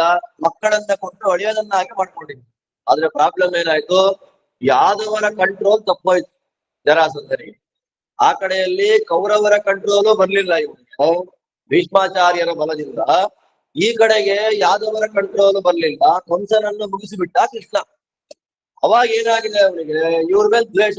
ಏನಾದ್ರೂ ಮಾಡಿ ಯಾದವರನ್ನ ಕಂಟ್ರೋಲಿಗೆ ತಗೊಳ್ಬೇಕು ಅಂತ ಸೋದರಂತೆ ಸೋದರ ಮಾವನ ಮಕ್ಕಳ ಮಧ್ಯದಲ್ಲೇ ವಿಷಬೀಜವನ್ನ ಇಟ್ಟಿದ್ದ. ಕೃಷ್ಣನಿಗೂ ಶಿಶುಪಾಲನಿಗೂ ಆಗಬಾರದು. ಅದಕ್ಕೆ ಏನ್ ಮಾಡ್ಬೇಕು ಇವಾಗ? ರುಕ್ಮಿಣೀ ದೇವಿಯನ್ನ ಕೊಟ್ಟು ಮದುವೆ ಮಾಡಿಬಿಟ್ರೆ ಆಗೋಗುತ್ತೆ ಕೆಲಸ ಅಂತ ಆಲೋಚನೆ ಮಾಡ್ಕೊಂಡಿದ್ದ. ಕೃಷ್ಣ ಹೇಳಿದ್ದ, ರುಕ್ಮಿಣಿ ಸಾಮಾನ್ಯಳಲ್ಲ, ಮನುಷ್ಯಳು ಅಲ್ಲ, ಲಕ್ಷ್ಮೀದೇವಿ ಇದ್ದಾಳೆ, ನನಗೆ ಅವಳಿಂದ ಏನ್ ಆಗ್ಬೇಕಾದಿಲ್ಲ. ನನಗೆ ಅವಳನ್ನು ಕೊಟ್ರೆ ನಿನಗೆ ಪುಣ್ಯ ಬರುತ್ತೆ ಅಂತ ಎಷ್ಟು ಉಪದೇಶ ಮಾಡಿದ್ರು ಕೂಡ ಭೀಷ್ಮಕ ರಾಜ ತಲೆ ಸ್ತೋತ್ರ ಮಾಡ್ದ ಬಿಟ್ರೆ ಏನು ಮಾಡ್ಲಿಕ್ಕೆ ಆಗ್ಲಿಲ್ಲ ಮಗನ ಪ್ರಭಾವದಿಂದ. ಆಮೇಲೆ ಏನಾಗುತ್ತೆ? ನಾರದರು ಬರ್ತಾರೆ, ವೀಣೆ ನುಡಿಸ್ತಾ ದ್ವಾರಾವತಿಗೆ ನಾರದರು ಬರ್ತಾರೆ. ಸ್ವಾಮಿ, ಈ ಅನ್ಟೈಮಲ್ಲಿ ಯಾಕೆ ಬಂದ್ರಿ ನೀವು ಅಂದಾಗ, ಮದುವೆ ರೆಡಿ ಮಾಡಿದಾರಪ್ಪ. ರುಕ್ಮಿಣೀ ದೇವಿಗೆ ಸ್ವಯಂವರ ಇಲ್ಲವೇ ಇಲ್ಲ, ಡೈರೆಕ್ಟ್ ಆಗಿ ಮದುವೆ ರೆಡಿ ಆಗಿ ಹೋಗಿದೆ. ಏನ್ ಮಾಡ್ಬೇಕು ಅಂತ ನಮಗ್ ಗೊತ್ತಾಗ್ತಾ ಇಲ್ಲ. ನೀನೇ ಆಲೋಚನೆಯನ್ನ ಮಾಡಿ ನೆಕ್ಸ್ಟ್ ಸ್ಟೆಪ್ ಅನ್ನ ಇಡ್ಬೇಕು ನೀನು ಕೃಷ್ಣ ಅಂತ ಹೇಳಿದ್ರು. ಹಾಗೆ ಹೇಳಿದ ತಕ್ಷಣದಲ್ಲೇ ಕೃಷ್ಣ ಆಲೋಚನೆ ಮಾಡಿದ, ಈಗಲೇ ಹೊರಟು ಬಿಡೋಣ ಬನ್ನಿ ಅಂತ ಚತುರಂಗ ಸೈನ್ಯ ಸಾತ್ಯಕಿ, ಕೃತವರ್ಮ, ಬಲರಾಮ, ಕೃಷ್ಣ ಸೈನಿಕರನ್ನೆಲ್ಲ ಕರ್ಕೊಂಡು ಕುಂಡಿನಪುರಕ್ಕೆ ಬಂದು. ಇಲ್ಲಿ ಕುಂಡಿನಪುರ ಎಲ್ಲಿದೆ ಅಂತ ನಾವು ಪ್ರಶ್ನೆ ಮಾಡ್ಕೊಂಡ್ರೆ ಸಾಮಾನ್ಯವಾಗಿ ಮ್ಯಾಪ್ ಅಲ್ಲಿ ಮಥುರೆ ಎಲ್ಲಿದೆ, ದ್ವಾರಕೆ ಎಲ್ಲಿದೆ ಎಲ್ಲ ಗೊತ್ತಾಗುತ್ತೆ. ಕುಂಡಿನಪುರ ಎಲ್ಲಿದೆ? ದಕ್ಷಿಣ ದಿಕ್ಕಿನಲ್ಲಿ ಕುಂಡಿನಪುರ ಇದೆ ಅಂತ ಹೇಳ್ತಾರೆ. ಅಗಸ್ತ್ಯ ಗುಪ್ತ ಮಾಶಾಂಬೈ ಅಂತ ಅಗಸ್ತ್ಯರು ರಕ್ಷಣೆ ಮಾಡುವಂತಹ ದಿಕ್ಕು. ಅಗಸ್ತ್ಯರು ಯಾವ ದಿಕ್ಕಲ್ಲಿದ್ದಾರೆ? ದಕ್ಷಿಣದಲ್ಲಿದ್ದಾರೆ. ಆದ್ದರಿಂದ ಅಗಸ್ತ್ಯರು ರಕ್ಷಣೆ ಮಾಡುವಂತಹ ಒಂದು ದಿಕ್ಕಿನಲ್ಲಿ ಕುಂಡಿನಪುರ ಇದೆ. ಅದು ಎಲ್ಲಿದೆ ಅಂತ ನಮಗೆ ಗೊತ್ತಿಲ್ಲ, ಕಲ್ಪನೆ ಮಾಡ್ಕೊಳಕ್ಕಾಗಲ್ಲ ಇವು. ಅಂತಹ ಕುಂಡಿನಪುರದಲ್ಲಿ ಸ್ವಯಂವರ ಮದುವೆ ಏರ್ಪಾಟಾಗಿದೆ. ಅವಳಿಗೆ ರೆಡಿ ಮಾಡಿದ್ದಾರೆ, ಕಂಕಣ ಬಂಧನ ಮಾಡಿದ್ದಾರೆ. ಕೃತ ಕೌತುಕ ಬಂಧಾಸ ರುಕ್ಮಿಣೀ ವರವರ್ಣಿನಿ. ಆ ಮಹಾತಾಯಿಗೆ ಕೌತುಕ ಬಂಧನ ಮಾಡಿದ್ದಾರೆ. ಪೂಜೆ ಮಾಡಿಸ್ಬೇಕು ಅಂತ ಕರ್ಕೊಂಡು ಬಂದಿದ್ದಾರೆ. ಎಲ್ಲಿಗೆ? ಭಾಗವತ ಪ್ರಕಾರ ದುರ್ಗಾದೇವಿ ಪಾರ್ವತೀ ದೇವಿಯ ದೇವಸ್ಥಾನಕ್ಕೆ. ಹರಿವಂಶದ ಪ್ರಕಾರ ಇಂದ್ರಾಣಿ ದೇವಿಯ ಗುಡಿ, ಇಂದ್ರಾಣಿ ಶಚಿ ದೇವಿಯ ಗುಡಿ. ಮದುವೆ ಆಗೋ ಹೆಣ್ಮಗಳು ಪಾರ್ವತಿನೂ ಪೂಜೆ ಮಾಡ್ಬೇಕು, ಶಚಿನೂ ಪೂಜೆ ಮಾಡ್ಬೇಕು. ಇಲ್ಲಿ ಎರಡೂ ಪೂಜೆ ಮಾಡಿದ್ಲು ಅಂತ ತಾತ್ಪರ್ಯ. ರುಕ್ಮಿಣೀ ದೇವಿ ಅಲ್ಲಿ ಕೈಯಲ್ಲಿ ಪುರೋಹಿತರು ಅವಳಿಗೆ ಕೈ ತುಂಬಾ ಪುಷ್ಪ ಕೊಟ್ರು. ಅಮ್ಮ, ಮದುವೆ ಆಗ್ತಾ ಇದ್ಯಾ?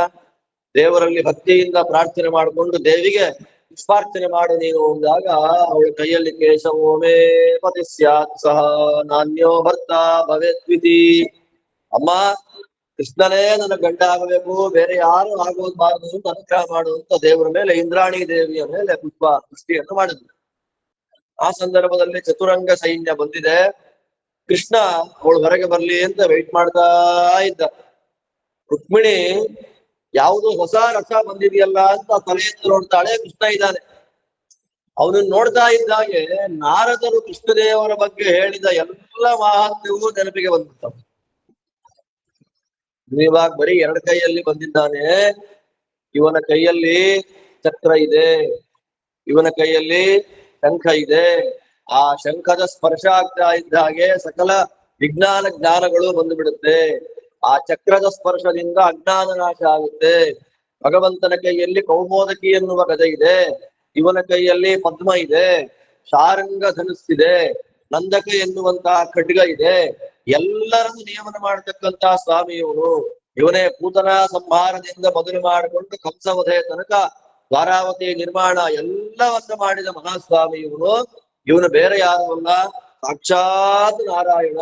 ರುಕ್ಮಿಣಿ ಅಂತಾಳೆ, ನನ್ನಿಂದ ಇವನಿಗೇನೂ ಆಗ್ಬೇಕಾದಿಲ್ಲ, ಆದರೂ ಕೂಡ ನನ್ನ ಮೇಲಿನ ನಿರ್ವ್ಯಾಜವಾದ ಪ್ರೀತಿಯಿಂದ ನನ್ನ ಮದುವೆ ಆಗ್ಬೇಕು ಅಂತ ಬಂದಿದ್ದಾರೆ ಸ್ವಾಮಿ. ಇದೆ ಅಂಬರಣಿ ಸೂಕ್ತ. ಅಂಬರಣಿ ಸೂಕ್ತದಲ್ಲಿ ಲಕ್ಷ್ಮೀ ದೇವಿ ಹೇಳುವಂತ ಮಾತಿದೆ, ಮಮಯೋನಿರಪ್ಸ್ವ ಅಂತಸ್ಸ ಮುದ್ರೆ. ನಾನು ಎಲ್ಲವನ್ನ ಮಾಡ್ತೀನಿ, ರುದ್ರದೇವರನ್ನ ಬ್ರಹ್ಮದೇವರನ್ನ ಯಾರನ್ನ ಏನ್ ಬೇಕಾದ್ರೂ ಮಾಡ್ತೀನಿ.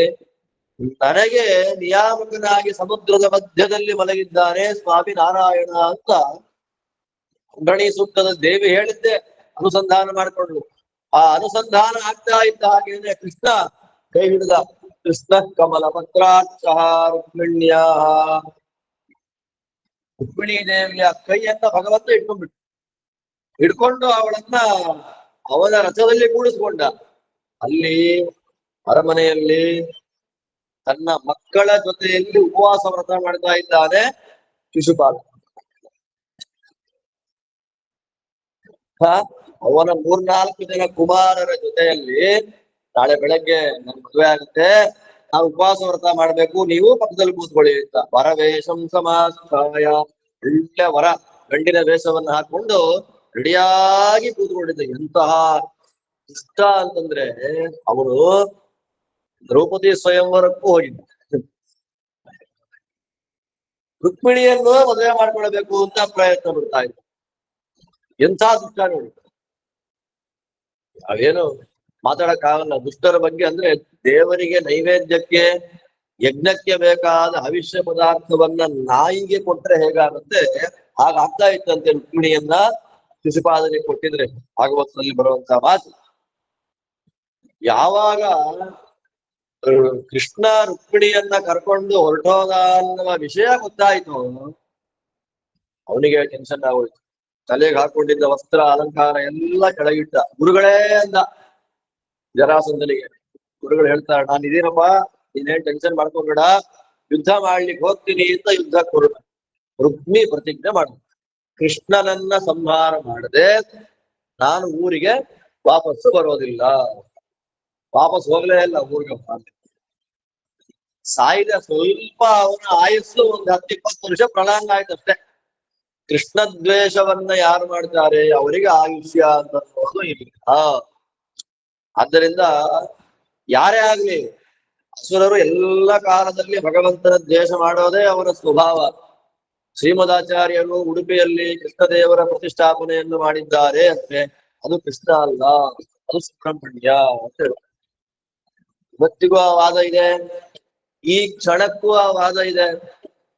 ಉಡುಪಿಯಲ್ಲಿ ಶ್ರೀಮದಾಚಾರ್ಯರು ಅವತಾರ ಮಾಡ್ಲಿಕ್ಕೆ ಆದೇಶ ಮಾಡಿದ ಭಗವದ್ ರೂಪ ಯಾವುದದು? ಸರೂಪ್ಯ ಪೀಠಾಲಯ ಇಂದಿರಾ ವರುಣ್ ಅನಂತಾಸನ ದೇವರು. ಅದನ್ನ ಶಿವ, ಅದು ನಾರಾಯಣ ಅಲ್ಲ, ಅನಂತ ಪದ್ಮನಾಭ ಅಲ್ಲ, ಅವನು ಅನಂತಾಸನ ಅಲ್ಲ, ಅವನು ಯಾರು? ಶಿವ ಅಂತ ಇವತ್ತು ಗಲಾಟೆ ಮಾಡ್ತಾರೆ. ತಿರುಪತಿಯಲ್ಲಿ ಶ್ರೀನಿವಾಸ ದೇವರನ್ನ ಬುದ್ಧ ಅಂತಾರೆ, ಮತ್ತೆ ಕೆಲವರು ವೀರಭದ್ರ ಅಂತಾರೆ, ಇನ್ನು ಕೆಲವರು ಅದು ಪಾರ್ವತಿ ದೇವಿ ಅಂತ. ಇದೆಲ್ಲ ವಿಷ್ಣು ದ್ವೇಷ ಅಲ್ವಾ? ದೇವರನ್ನ ದ್ವೇಷ ಮಾಡೋದು ಅಂದ್ರೆ ದೇವರನ್ನ ಅವತಾರ ಮಾಡಿದ್ದಾಗ ಮಾತ್ರ ದ್ವೇಷ ಮಾಡೋದಲ್ಲ, ಅವನು ಸನ್ನಿಹಿತನಾದ ಪ್ರತಿಮೆಗಳನ್ನು ದ್ವೇಷ ಮಾಡೋದು. ಬೇಕು ಅಂತ ಶಿವಲಿಂಗದ ಪಾದಪೀಠದಲ್ಲಿ ಶಾಲೆಗ್ರಾಮ ಇಡ್ತಾರೆ, ಬೇಕು ಅಂತ ಇಡ್ತಾರೆ. ಅವ್ರು ಪಂಚಾಯತಿನ ಪೂಜೆ ಮಾಡುವಾಗ ಶಿವಲಿಂಗದ ಪಾದದ ಕೆಳಗಡೆ ಏನ್ ಮಾಡ್ತಾರೆ ಇಡ್ತಾರೆ. ಅದರಿಂದ ಹರಿನಿಂದೆ ವಿಷ್ಣು ನಿಂದೆ ಯಾವತ್ತಿಗೂ ನಾವು ಮಾಡಬಾರದು. ಗರುಡ ಪುರಾಣದಲ್ಲಿ ಬ್ರಹ್ಮದೇವರಿದ್ದಾರೆ. ಹಾಗೆ ವಿಷ್ಣು ನಿಂದೆಯನ್ನ ಮಾಡುವಂತಹ ವ್ಯಕ್ತಿಗಳ ನಾಲಿಗೆಯನ್ನ ಕತ್ತರಿಸಬೇಕು ಅಂತಾನೆ ವಾಯುದೇವರು ಅವತಾರ ಮಾಡಿ ಬರ್ತಾರೆ. ವಿಷ್ಣು ನಿಂದೆ ತುಂಬಾ ಆಯ್ತು, ಇಷ್ಟುದಲ್ಲಿ ಇಷ್ಟು ಕೊಟ್ಟರು, ನಮ್ಗೆ ಅದೆಲ್ಲ ಬೇಡ ಇಲ್ಲಿ. ಆ ವಿಷ್ಣು ನಿಂದೆಯನ್ನ ಮಾಡುವ ಅಧಿಕಾರ ಕೆಲವರಿಗೆ ಬರುತ್ತೆ. ಯಾವಾಗ ಬರುತ್ತೆ, ಹೇಗೆ ಬರುತ್ತೆ ಅಂದ್ರೆ, ನಾವು ಸ್ವಯಂ ವ್ಯಕ್ತ ಕ್ಷೇತ್ರಾದಿಗಳಿಗೆಲ್ಲ ಹೋಗ್ತೀವಿ. ಹೋದಾಗ ಶಾಲಗ್ರಾಮವಿಲ್ಲದೆ, ಶಾಲಿಗ್ರಾಮ ಪೂಜೆ ಮಾಡದೆ ಆ ದೇವಸ್ಥಾನಗಳಿಗೆ ಹೋಗಿ ಸ್ವಯಂ ವ್ಯಕ್ತ ಕ್ಷೇತ್ರಗಳಿಗೆ ಹೋಗಿ ನಮಸ್ಕಾರ ಮಾಡ್ಕೊಂಡು ಬಂದ್ಬಿಟ್ರೆ ವಿಷ್ಣುನಿಂದ ಮಾಡ್ಲಿಕ್ಕೆ ಅಧಿಕಾರ ಬರುತ್ತಂತೆ.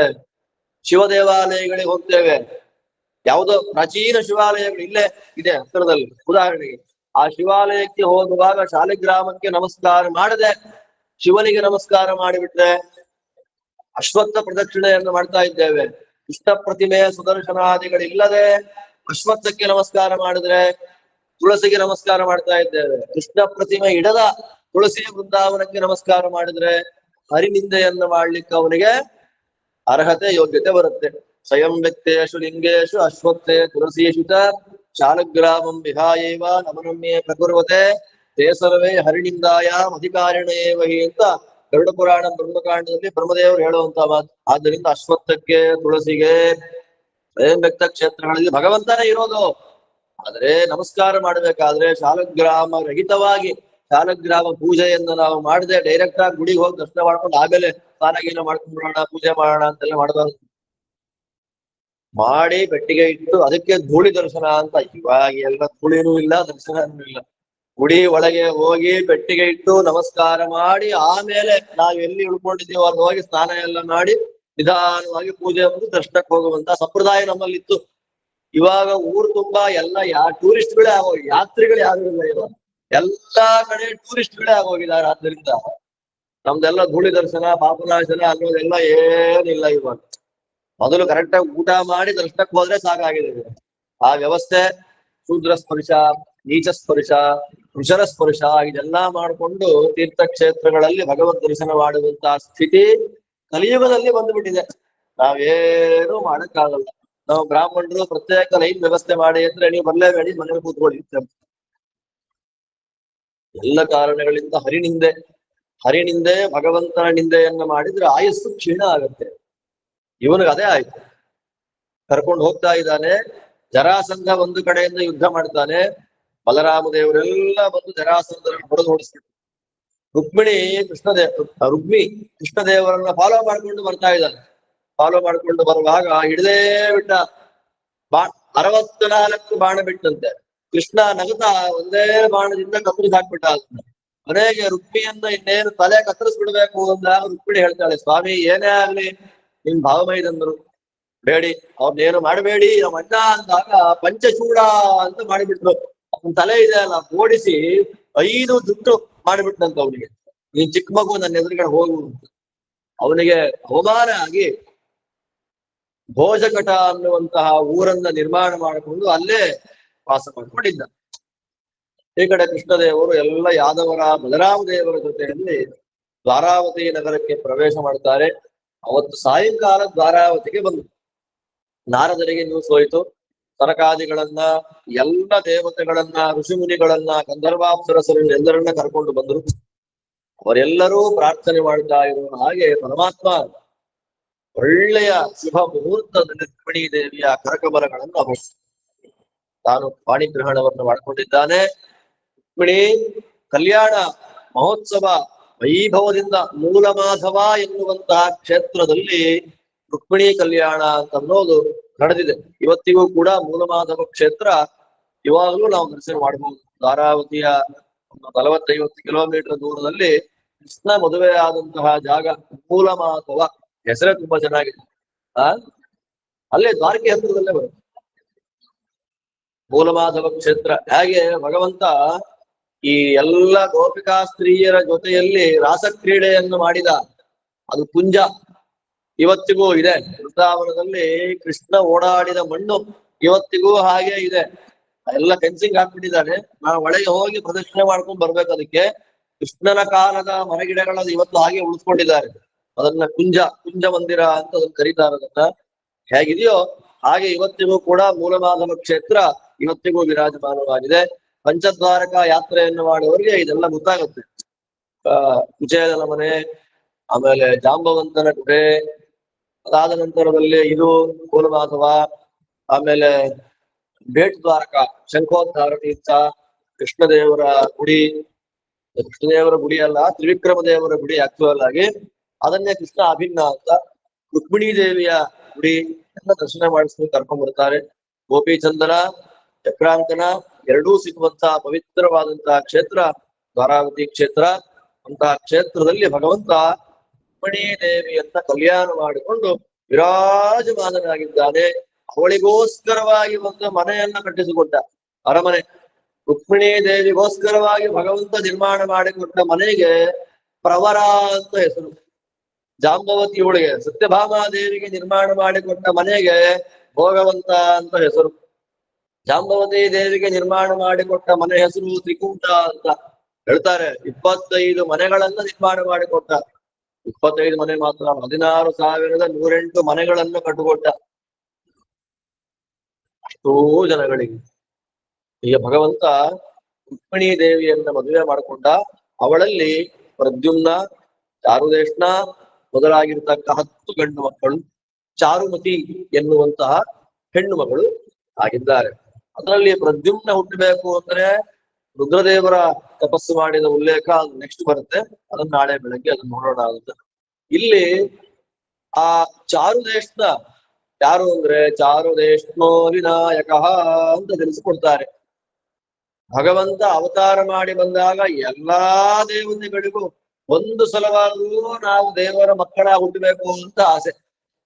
ಎಂಥ ಪ್ರಾರ್ಥನೆ ನೋಡಿ ಅವ್ರಿಗೆಲ್ಲ. ಒಂದು ಸಲವಾದ್ರೂ ಮೂಲ ರೂಪದಲ್ಲಂತೂ ನಮ್ಮ ಯೋಗ್ಯತೆ ಇಲ್ಲ, ಅವತಾರದಲ್ಲಾದ್ರೂ ಕೂಡ ನಾವು ದೇವರ ಮಕ್ಕಳಾಗಿ ಹುಟ್ಟು ಬಿಡೋಣ ಅಂತ ತುಂಬಾ ಆಸೆ ಅವರಿಗೆಲ್ಲ. ಆ ಆಸೆಯಿಂದ ಅವ್ರು ಏನ್ ಮಾಡ್ತಾರೆ, ಬ್ರಹ್ಮದೇವರಂತೂ ಕೂಡ ಅವ್ರಿಗೆ ಯಾವುದರಲ್ಲೂ ಬ್ರಹ್ಮಣೋ ನಾಮಕಾರೋಸ್ತಿ, ಅವತಾರ ಇಲ್ಲ. ಆದ್ರಿಂದ ವಾಯುದೇವರು ಭಗವಂತನ ಮಗನಾಗಿ ಬರ್ತಾರೆ. ವಾಯುದೇವರು ಭಗವಂತನ ಮಗನೇ. ವೇದವ್ಯಾಸನಾಗಿ ದೇವರು ಬಂದಾಗ ರುದ್ರದೇವರು ಶುಕಾಚಾರ್ಯರಾಗಿ ಅವತಾರ ಮಾಡ್ತಾರೆ. ಅದೇ ಕೃಷ್ಣನಾಗಿ ಭಗವಂತ ಬಂದಾಗ ಮನ್ಮಥ ಬಂದ. ಮನ್ಮಥ ಬೇರೆ ಅಲ್ಲ, ಸುಬ್ರಹ್ಮಣ್ಯ ಬೇರೆ ಅಲ್ಲ, ಸನತ್ಕುಮಾರ ಬೇರೆ ಅಲ್ಲ, ರಾಮಾಯಣ ಕಾಲದ ಭರತ ಬೇರೆ ಅಲ್ಲ, ಸುದರ್ಶನ ಚಕ್ರ ಎಲ್ಲ ಒಬ್ರೆ. ಮನ್ಮಥ ಕಾಮ, ಅವನು ಪ್ರದ್ಯುಮ್ನ ಹುಟ್ಟು ಬಂದ್ರೆ ಗಣಪತಿ, ವಿನಾಯಕ, ಚಾರುದೇಶ್ವನಾಗಿ ಕೃಷ್ಣನ ಮಗನಾಗಿ ಅವತಾರ ಮಾಡಿ ಬಂದಿದ್ದಾನೆ ಮಹಾನುಭಾವ. ಈಗ ಎಲ್ಲಾ ದೇವತೆಗಳು ಕೃಷ್ಣನ ಮಕ್ಕಳಾಗಿ ಯಾವ್ಯಾವ ದೇವತೆಗಳು ಹುಟ್ಟಿ ಬಂದ್ರು ಅಂತ ನಮಗೆ ಉಲ್ಲೇಖ ಸಿಗೋದಿಲ್ಲ. ಅಲ್ಲಿ ಕೆಲವರದ್ದು ಮಾತ್ರ ಸಿಗತ್ತಷ್ಟೇ. ಕೃಷ್ಣ ಏನ್ ಮಾಡ್ತಾನೆ, ರುಕ್ಮಿಣಿಯನ್ನ ಮದುವೆ ಮಾಡಿ ಹತ್ತುಕೊಂಡು ಒಂದು ಹೆಣ್ಣು. ಅದಾದ್ಮೇಲೆ ಸ್ಯವಂತಕದ ವ್ಯಾಜದಿಂದ, ಸ್ಯವಂತಕೋಪಾಖ್ಯಾನದ ಕಥೆ ಇಲ್ವೇ ಇಲ್ಲ ಇಲ್ಲಿ. ಸ್ಯವಂತಕದ ವ್ಯಾಜದಿಂದ ಅವನೇನ್ ಮಾಡ್ದ, ನಗ್ನಜಿತ್ ಮಹಾರಾಜನ, ನೋಡಿ ವ್ಯತ್ಯಾಸ, ನಗ್ನಜಿತ್ ಮಹಾರಾಜನ ಮಗಳ ಇವಳು. ವೇದವ್ಯಾಸ ದೇವರು ಎಷ್ಟು ಮೋಹ ಮಾಡ್ತಾರೆ ನಮ್ಗೆ. ನಾಗ್ನಜಿತಿ ಆದಂತಹ ಸತ್ಯಭಾಮಾದೇವಿಯನ್ನ ಮದುವೆ ಮಾಡ್ಕೊಂಡ್ಬಿಟ್ಟ. ನಗ್ನಜಿತ್ ಮಹಾರಾಜ ಯಾರು, ಅವನು ಯಾರೋ ಬೇರೆ. ಸತ್ರಾಜಿತ ಮಹಾರಾಜನ ಮಗಳು ಯಾರು, ಸತ್ಯಭಾಮ. ಇಲ್ಲಿ ಹರಿವಂಶ ಏನಂದ್ರು, ನಾಗ್ನಜಿತಿಯನ್ನ ಮದುವೆ ಆದ. ನಾಗ್ನಜಿತಿ ಬೇರೆಯವಳಿದ್ದಾಳೆ. ಅಷ್ಟು ಪುರುಷ ವ್ಯತ್ಯಾಸ ಮಾಡಿಬಿಟ್ರು ವೇದವ್ಯಾಸ ದೇವರು. ಸತ್ರಾಜಿತ ಮಹಾರಾಜನ ಮಗಳಾದಂತಹ ಸತ್ಯಾದೇವಿಯನ್ನ ಅಲ್ಲಿ ಹೇಳ್ತಾರೆ. ಸತ್ಯಾದೇವಿಯನ್ನ ಮದುವೆ ಮಾಡ್ಕೊಳ್ಬೇಕಾದ್ರೆ ಕೃಷ್ಣ ಡೈರೆಕ್ಟ್ ಆಗಿ ಮದುವೆ ಮಾಡ್ಕೊಳ್ಳಿಲ್ಲ ಅಂತ ಹೇಳಿ, ಸತ್ಯಭಾಮಾದೇವಿ ಪುರುಷ ವ್ರತ ಅಂತ ಒಂದು ವ್ರತವನ್ನ ಮಾಡ್ತಾರೆ. ಹರಿವಂಶದಲ್ಲಿ ಬರುವಂತಹ ವ್ರತಗಳ ಬಗ್ಗೆ ನಾವು ಕೇಳಿಬಿಟ್ಟಿದ್ದೇವೆ. ವ್ರತ ಬೇಡ, ಹಬ್ಬರು ಬೇಡಪ್ಪ ನಮಗೆ ಅನ್ಸುತ್ತೆ.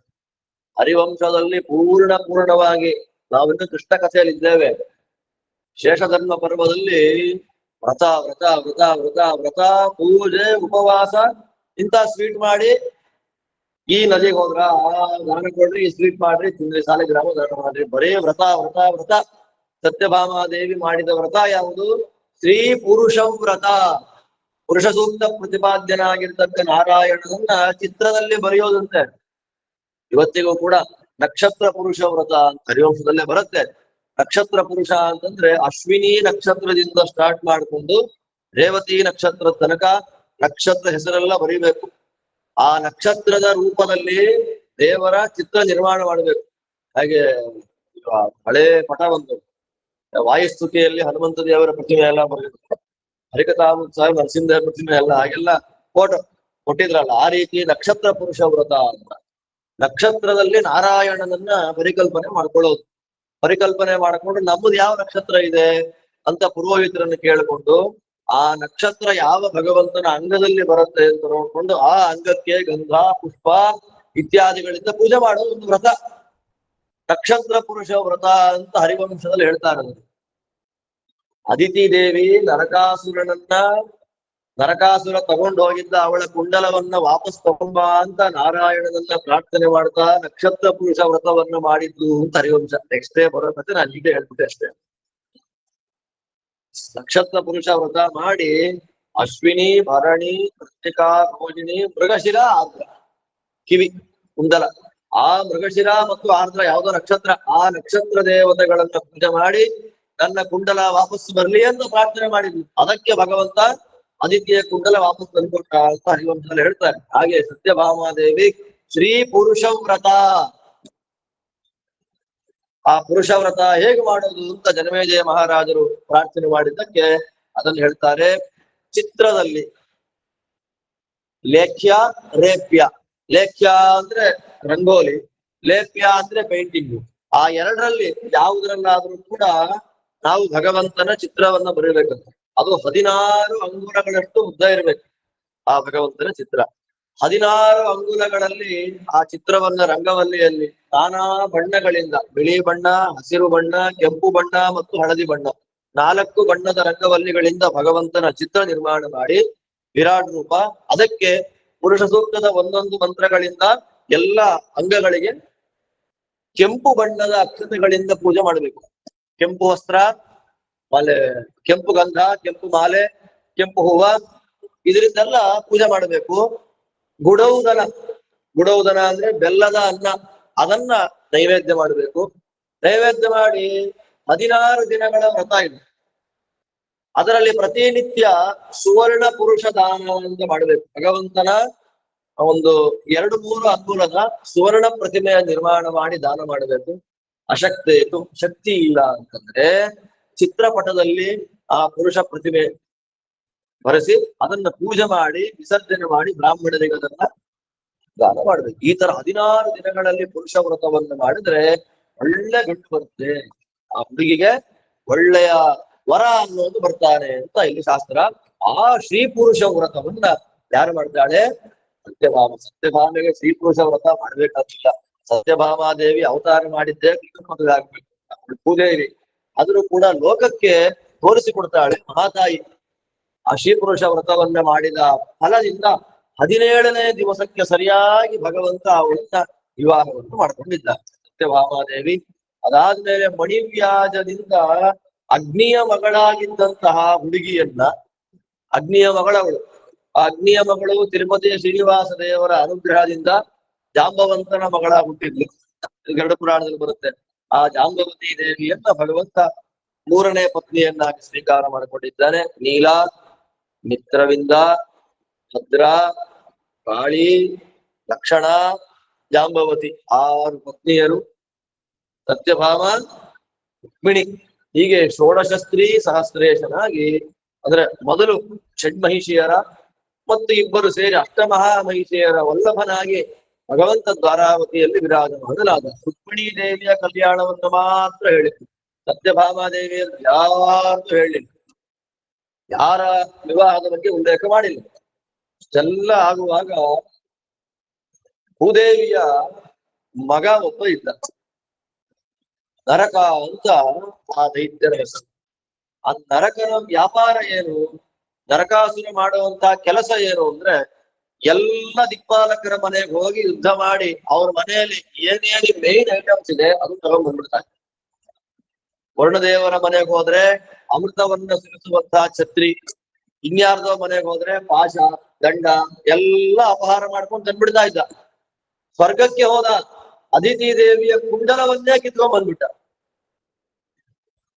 ಇನ್ನೆಂತೋ ನೋಡಿ. ಅಲ್ಲಿಂದ ಮನುಷ್ಯ ಲೋಕಕ್ಕೆ ಬಂದ, ಎಲ್ಲ ರಾಜರ ಅರಮನೆಗೆ ಹೋದ, ಅಲ್ಲಿದ್ದ ಹೆಣ್ಣು ಮಕ್ಕಳನ್ನೆಲ್ಲ ತಂದ್ಬಿಟ್ಟ. ಪಾಪ ಅವರೆಲ್ಲ ಇಷ್ಟಿಷ್ಟಿದ್ರು, ಚಿಕ್ಕ ಚಿಕ್ಕ ಮಕ್ಕಳು. ಎಲ್ರು ಆತರ 16,100 ಹೆಣ್ಣು ಮಕ್ಕಳನ್ನ ಜರಾಸಂಧ ತಂದಿದ್ರೆ ಸುಮಾರು 21,000 ರಾಜಕುಮಾರರನ್ನ ಜರಾಸಂಧ ಇಟ್ಕೊಂಡಿದ್ದ. ನರಕಾಸುರ ಹೆಣ್ಣು ಮಕ್ಕಳು, ಜರಾಸಂಧ ಗಂಡು ಮಕ್ಕಳು. ಹಾಗಿದೆ ನೋಡಿ. ಇಡೀ ದೇಶ ನಮ್ ಕಂಟ್ರೋಲಿಗೆ ಬರಬೇಕು ಅಂತ ಸ್ವಾಮಿ ಏನ್ ಮಾಡ್ತಾನೆ, ಎಲ್ಲ ದೇವತೆಗಳು ಪ್ರಾರ್ಥನೆ ಮಾಡ್ಲಿ ಅಂತ ಕಾಯ್ತಾ ಇರುವ ಸಂದರ್ಭದಲ್ಲಿ ಋಷಿ ಮುನಿಗಳು, ನಾರದರು ಎಲ್ಲರೂ ಬಂದು ಸ್ವಾಮಿ ಏನ್ ಮಾಡ್ಬೇಕು ಅಂತ ಗೊತ್ತಿಲ್ಲ, ಸ್ವರ್ಗಕ್ಕೂ ದಾಳಿ ಇಟ್ಟ, ದಿಕ್ಪಾಲಕರ ಮನೆಗೂ ಹಾಳು ಮಾಡಿದ, ನಮ್ಮ ಯಜ್ಞ ಪಾತ್ರಗಳೆಲ್ಲ ಒಡೆದಾಕ್ತ, ಯಜ್ಞಯಾಗಾದಿಗಳಿಲ್ಲ. ನರಕಾಸುರ ಅವನಿಗೆ ಪೀಠ ಮುರ ಬೇಕಾದಷ್ಟು ಜನ ಸಹಾಯಕರಿದ್ದಾರೆ, ಮಂತ್ರಿಗಳಿದ್ದಾರೆ, ಏನ್ ಮಾಡ್ಬೇಕು ಅಂತ ಗೊತ್ತಿಲ್ಲ, ಉದ್ಧಾರ ಮಾಡ್ಬೇಕು ನೀವು ಅಂತ ಪ್ರಾರ್ಥನೆ ಮಾಡಿದ್ದಕ್ಕೆ ಭಗವಂತ ಒಂದು ಒಳ್ಳೆ ಮುಹೂರ್ತದಲ್ಲಿ ಗರುಡ ದೇವರನ್ನ ಕರೀತಾನೆ. ಗರುಡ ದೇವರು ಬಂದ್ರು. ಆ ಗರುಡ ದೇವರ ಮೇಲೆ ವಿರಾಜಮಾನನಾದಂತಹ ನಮ್ಮ ಸ್ವಾಮಿ ಸತ್ಯಭಾಮಾದೇವಿಯ ಜೊತೆಯಲ್ಲಿ ಪ್ರಾಗ್ಜ್ಯೋತಿಷಪುರಕ್ಕೆ ಹೋದ. ಪ್ರಾಗ್ಜ್ಯೋತಿಷಪುರ ಅಂತ ಎಲ್ಲಿದೆ ಇವತ್ತದು? ಅಸ್ಸಾಂ ಕಾಮರೂಪ ಅಂತ ನಾವು ಕರಿತೇವೆ ಇವತ್ತು ಅದನ್ನ. ಪ್ರಾಗ್ಜ್ಯೋತಿಷವನ್ನ ಕಾಮರೂಪ ಪ್ರದೇಶ. ನರಕಾಸುರ ಅಲ್ಲಿ ಅಂದ್ರೆ ಕಾಮರೂಪದ ಕಥೆ ನಮಗೆಲ್ಲ ಗೊತ್ತು. ಕಾಮಾಖ್ಯ ಅಂತ ಕರೀತಾರ ದೇವಸ್ಥಾನವನ್ನ. ಅಲ್ಲಿ ಹೇಳುವಂತ ಕಥೆ, ಸತೀದೇವಿ ಅವಳು ದೇಹತ್ಯಾಗ ಮಾಡಿದಾಗ ಅವಳ ದೇಹವನ್ನ ಭುಜದ ಮೇಲೆ ಹಾಕೊಂಡು ಶಿವ ಉನ್ಮತ್ತನಾಗಿ ತಿರುಗಾಡ್ತಾ ಇದ್ದಾಗ ಲೋಕವೆಲ್ಲ ನಾಶ ಆಗುತ್ತೆ ಅಂತನ್ನುವಾಗ ಭಗವಂತ ಚಕ್ರ ಪ್ರಯೋಗ ಮಾಡಿ ಅವಳ ಎಲ್ಲ ಅವಯವಗಳನ್ನ ಕತ್ತರಿಸಾಕ್ಬಿಟ್ಟ. ಆಗ ಒಂದೊಂದು ಅವಯವಗಳು ಒಂದೊಂದು ಕಡೆ ಬಿತ್ತು. ಹಾಗೆ ಮಹಾದೇವಿಯ ಯೋನಿ ಪ್ರದೇಶ ಬಿದ್ದಂತಹ ಜಾಗ ಯಾವುದು? ಕಾಮಾಖ್ಯ, ಕಾಮರೂಪ ಕ್ಷೇತ್ರ ಅಂತ ಶಾಕ್ತರು ಹೇಳುವಂತಹ ಕಥೆ. ಆದ್ರೆ ಅದು ಶಾಕ್ತರು ಮತ್ತೆ ಕಾಪಾಲಿಕರು, ತಾಮಸರುಗಳು ಪೂಜೆ ಮಾಡುವಂತಹ ಒಂದು ಪ್ರದೇಶ. ಅಲ್ಲಿಗೆ ಆ ಗುಡಿಗಾಗ್ಲಿ ಇತ್ಯಾದಿಗಳಿಗಾಗ್ಲಿ ನಾವು ಯಾರು ಕೂಡ ಅಲ್ಲಿ ಹೋಗಿ ದರ್ಶನ ಪೂಜಾ ಇತ್ಯಾದಿಗಳನ್ನ ನಾವು ಮಾಡತಕ್ಕದ್ದಲ್ಲ. ಹೀಗೆ ನಾವೇನಾರು ಹೇಳ್ಬಿಟ್ರೆ ನೀವಿನ್ ಎಲ್ಲಿ ಹೋಗ್ಬೇಕು ಹೇಳಿ ಅಂತ ನಮ್ಮ ಕೇದಾರಕ್ಕೆ ಹೋಗ್ಬೇಡ್ರಪ್ಪ ಅಂತಂದ್ರೆ ಕೇಳಲ್ಲ. ಮಧ್ಯ ಕೇರಳ ಪ್ರವೇಶ ಮಾಡ್ಬೇಡ್ರಿ ಅಂದ್ರೆ ಕೇಳಲ್ಲ. ಅಲ್ಲಿ ಯಾರೋ ಕೇಳೋದು ಗುರುವಾಯೂರಿಗೆ ನಾವು ಹೋಗ್ಬೋದ? ಏನ್ ಹೇಳ್ಬೇಕು ಅವ್ರಿಗೆ? ಬೇಕಾದಷ್ಟಿದೆ, ಕೃಷ್ಣ ಕ್ಷೇತ್ರಗಳು 100 ಇದೆ. ಮಧ್ಯ ಕೇರಳಕ್ಕೆ ಹೋಗ್ಬೇಡ್ರಿ ಅಂದ್ರೆ ಎಲ್ಲಿ ಹೋಗ್ಬೇಡಿ ನೀವು ಅಲ್ಲೇ ಹೋಗ್ಬೇಕು ಅಂತ ಆಸೆ. ಮಧ್ಯ ಕೇರಳ ಪ್ರವೇಶ ನಿಷೇಧ ಅಂದ್ರೆ ನಿಷೇಧ. ಹಾಗೆ ಅದನ್ನೆಲ್ಲ ಹೇಳಲ್ಲ ಸೂಕ್ತ. ಅದು ಎಲ್ಲಿ ಬರುತ್ತೆ ಅಂತ ನೀವೇ ಆಲೋಚನೆ ಮಾಡ್ರಿ. ಮಧ್ಯ ಕೇರಳ ನಿಷೇಧ. ಪಯಸ್ವಿನಿ ನದಿಯನ್ನ ದಾಟಿ ಕೇರಳದಲ್ಲಿ ನಾವು ಆಚೆ ಹೋಗ್ಕೂಡದು. ಆ ಕಡೆಯಿಂದ ನಮಗೆ ಬಂದ್ರೆ ಅನಂತಪುರ, ಈ ಕಡೆ ಕಾಸರಗೋಡು ದಾಟಿ ಒಂದು 20-30 ಕಿಲೋಮೀಟರ್ ಅಲ್ಲಿ ಅಲಪ್ಪಿ ಮೊದಲಾದ ಪ್ರದೇಶ ಬರುತ್ತೆ. ವರಾಹಪುರವೇ ನಮ್ಗೆ ಎಂಡ್ ಲಾಸ್ಟ್. ವರಾಹಪುರದಲ್ಲಿ ಪಯಸ್ವಿನಿ ಹರಿತಾಳೆ.